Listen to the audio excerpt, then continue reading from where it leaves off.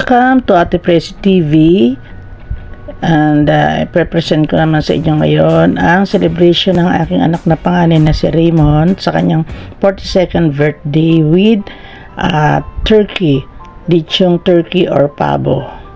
At sa mga bago pa lang sa aking channel, please subscribe, like, and share, and leave a comment too. Thank you! Bago nga pala ako mag-umpisa, babatiin ko yung aking anak na si Raymond. Ray, happy birthday. More birthdays to come and more blessings. Eto na, mag-umpisa na tayo. Of course, kailangan ng pineapple chunks, kikuman, at saka ang hot sauce. At pinagsama-sama ni Enan yan. At iminix niya, at ayan na nga, nag-uumpisa na niyang injectionan ang lahat ng parte ng katawan ng pabo. Bali, nabili namin yung pabo na yan, 1,000 yan, sariwa, buhay. Sabi nila mura ng araw dahil yung may-ari kasi pinsan nila Enan, kaya mura na nga. So, habang nanonood kami ng TV, ay inaayos nga ni Enan ang paglalagay ng mga sauce sa loob ng mismong pabo, sariwang pabo. Kasi alam nyo si Enan, kasi ano yan dati yung nag-work dun sa isang tsuhin namin na naglilitsong baka, kaya marunong siyang magtimpla ng mga sauce na ini-inject sa baka at saka kahit dyan sa turkey. At sabi nga ni Ray, kung ang gusto ko ang turkey, sabi niya, nice, sige, maglilitsyon tayo sa birthday ko. So ayan na, at medyo lumulubo na ng konti ang bawat part. O tingnan nyo, kaya susunod naman yung mga pakpak ang injectionan, kaya nangingitim kasi tumalab na sa loob yung mga sauce, kitang kita. O yan no.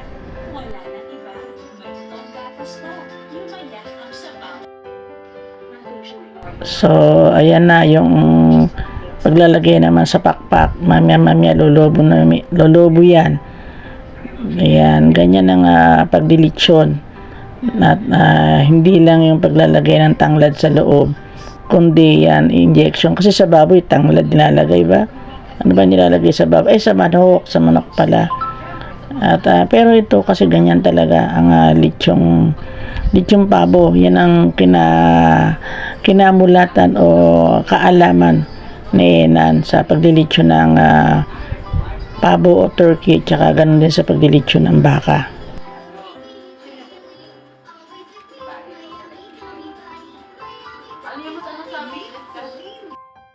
Pati ang asong Siana nakikibida rin, tinan nyo. Malita kasi sa kanya yan, small lang yan. Siya rin daw yung iikot eh. At ito nga, inaayos na yung pagsasalangan, improvise na paglilitsyonan. Hindi inoven ka talaga nga nilitsyon sa labas, sa open air, sa naisasalang sa uling. Salamat nga pala sa mga pinsan nila, si Neil tsaka si Kochang, sa pag-aasikaso. Hindi naman kaya talagang gawing mag-isa yan. So kanina nangguha pa nga sila ng kawayan na yan, yung pantug na yan. Sila yung tumutol dun sa kawayanan para itusok o dyan ilagay yung yan yung turkey.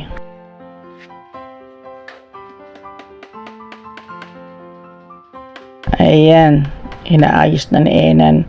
Nilagyan niya ng alambre, baka raw kasi makalipad, makawala uli. Ang cute lang din ng pabo, di ba? Alam ko yung pabo yun yung nanghahabol o gansa. So ayan na ang magpipinsan at inaayos na nga. Natuhog na, napalibutan na ng alambre kasi nakalungay nga yung ulo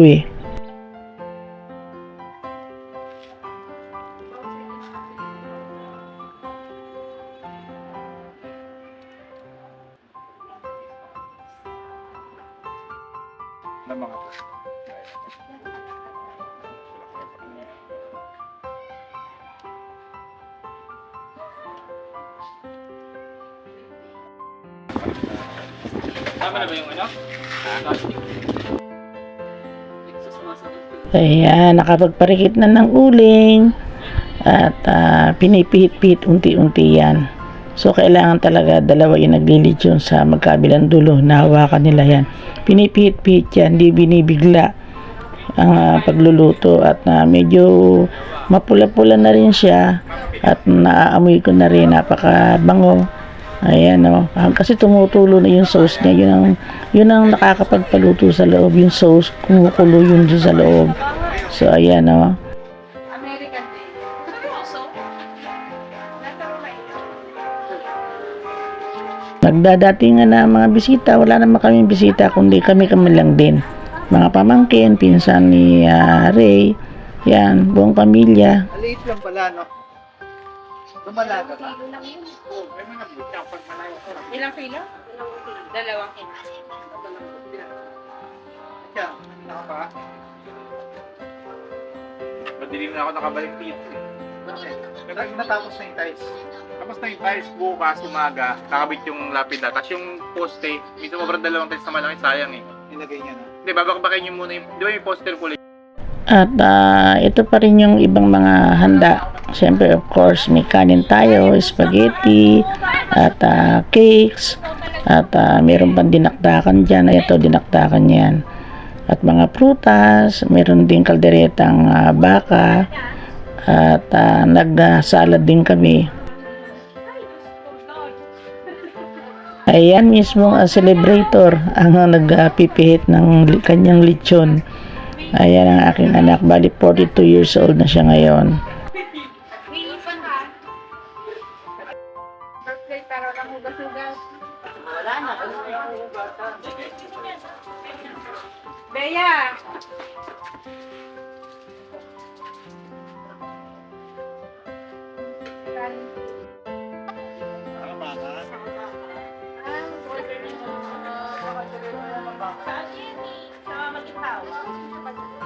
Sa araw ng kaping eh. Nakainot ba yung binigay niya sa tatay? Hindi, sinakpan ko. Palawa Oh, yun! Lagay mo dyan sa mga Pinabuot kayo yung laman tsaka yung tulog eh.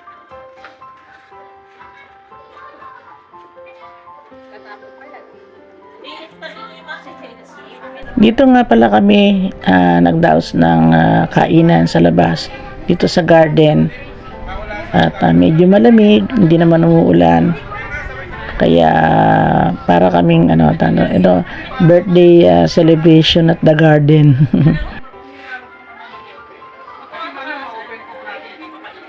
At kakataon nga na kalilibing lang namin kay Monmon, kaya nauwi si Ese. So dire-diretso na, kaya naka-attend pa rin siya sa birthday ng kanyang kuya. Madalian na siguro kasi grabe.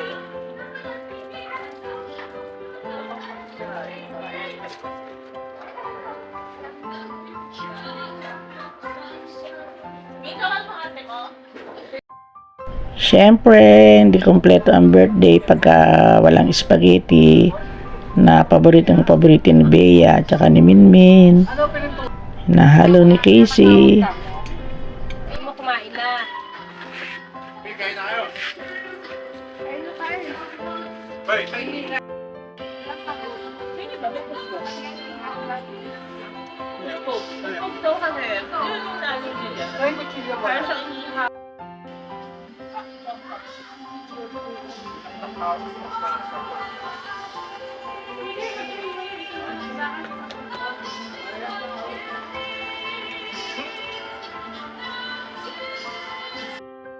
Plastic naman yung Tara, tayo kumain na. Kanina pa sila nagpapakain sa akin eh.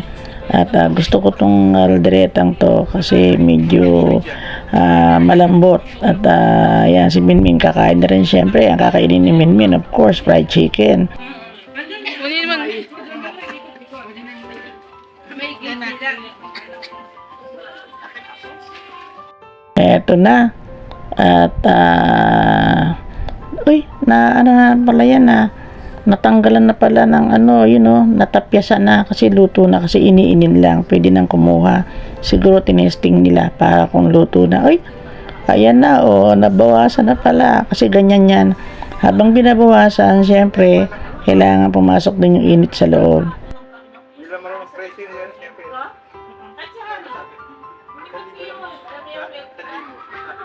Wali ang bit niya, At dumating ang aking bayaw. At wala namang iba. Kami-kami lang din.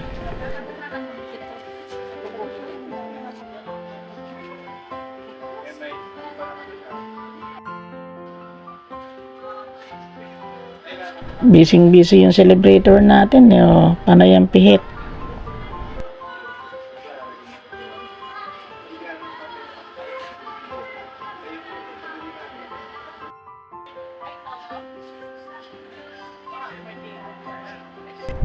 Ayan ang ating dalawang cake na hinihiwa. Kontis ata yan. At isang ube. At saka itong isa parang chocolate.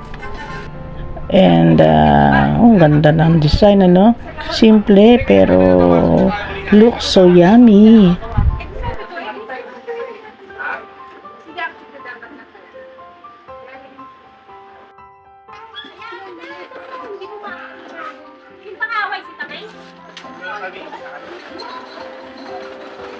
Laki.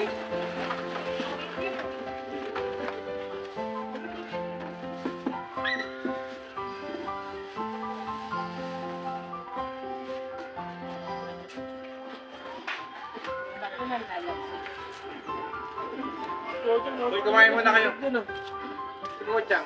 Kaya nagigit ang dinosaur si Kuya.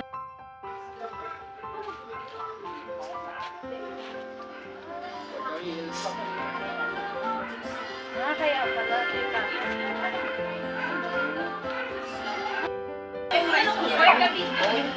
Okay naman natin eh. Bali siyang kalanda din. Dahil sa sinasabi yun.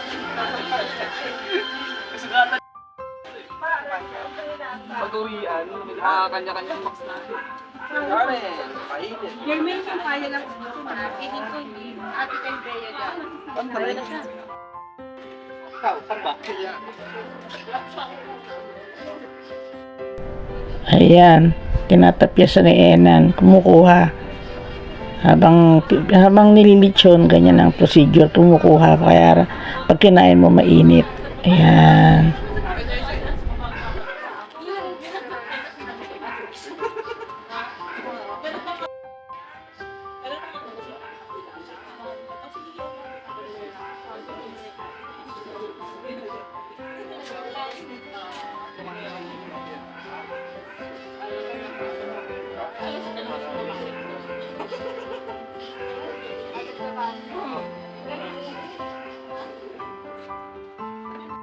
Wow, sarap. Ang linamnam yan. Malapit nang maging buto para yan tapyas Sa kanila po, sa amin naman taga. Nagtaga yun. Tataas naman. Ayan, kinuha nila ako ng medyo yung sa parte na malambot para daw ako makakain na. Kasi may tinlaki. Yeah, medyo malambot yan. Super yummy. Talaga naman. One of my favorite ang lechong pabo.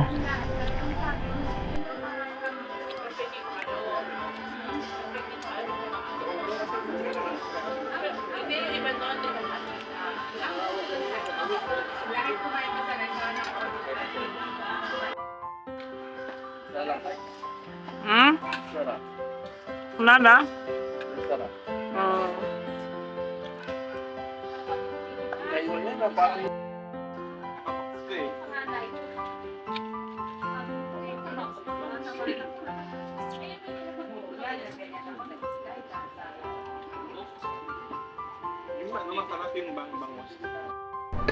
Ayan, meron namang dumating pa rin na in-order pa rin sa Marikina. Putok bato kung tawagin. Fried ulo naman ng baboy. Hindi ko siya naman sa nakakain na ako. Picture sa kabisa. Oo, ako dati ganun. Naninigas yung baby ko pagkakaroon. Hindi na sa amin yan. Nako kung hindi ako high blood ako kakain yan. Kaya lang bawal na sa akin ang mga ganyan talaga. Oo, lalaga muna yan. Kasi yung dagang baboy. Ako yan. Ulo ng baboy yan, o di ba? Nakita ko. Puro balat talaga ito. Oo, ang kapal. Uy, never na ako to? nakabasa. Komo nga meron akong hipag at bayaw na may pwesto ng prutas at gulay sa palengke, kaya yan ang mga dala nila. Lagi nila kami dinadalan dito kasi mulat sa pool nung nung pang may sakit si Ramon, dadala sila ng maraming prutas dito sa amin. Thank you Jerian, si Jerian. Yan ang may pwesto ng prutas at gulay. Kaya mga pamangkin, si Kokoy, si Neil, si Kocha, at ang kanilang Kuya Ray. Bata pa yan daw.